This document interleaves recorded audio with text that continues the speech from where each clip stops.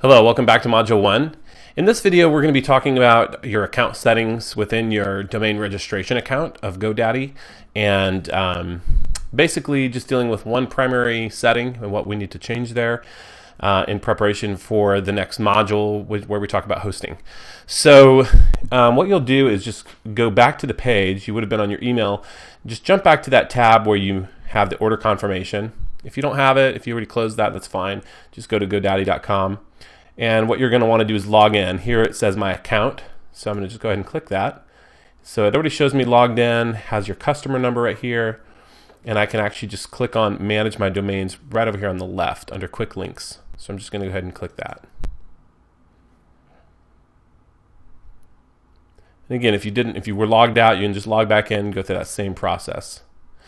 Now what you'll notice when you log in, if it's a new account, that up here at the top it says you must verify your email address, and then it has a link to resend email if you need to. So what you'll need to do if you haven't verified your email address is jump back over to your email and look for that email that they sent you, and you can see it right up here, action required for domain activation. So you want to click on that email, and then there's a little link there that says verify your email address. You just click on that, and it will take you back over to GoDaddy's page and say, welcome back. Your email address is verified, yada, yada, yada. Everything's good with the world now. So we can actually just jump back over to domains. And what we're going to do here is, I'm just going to go ahead and close this little guy. So what I'm going to do here is just click on my domain name. And that takes me into this page where it shows you all the details of your domain name. And what we're going to be doing is only changing one setting. There's a lot of other settings you can mess with when you're in here. Forwarding, locking the domain name, auto renew, things like that.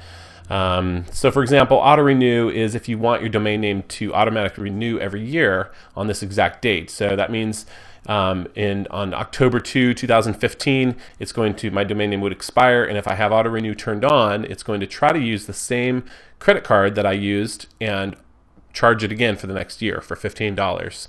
So if you don't want that, if you want to be in charge of when it renews, you can actually just change that setting by hitting manage right here.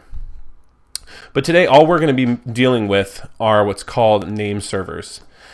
So name servers is right here, this particular setting. They go ahead and by default they put in their name servers, these domaincontrol.com name servers. Those are owned and operated by GoDaddy.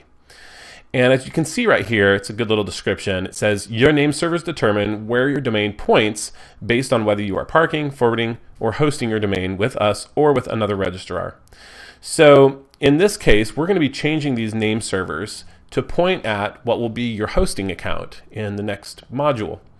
And because I'm going to be using a specific hosting company as the example, I'm going to use their name servers. But you would want to use the name servers of the hosting account or the hosting company that you're setting up your account with. So if you choose to use a different hosting company than the one that we do in Module 2, that's totally fine. Just make sure that you get the correct name servers from them to put into this page here. So to change these, I'm going to hit Manage. Once I click that, then I'm going to click on Custom.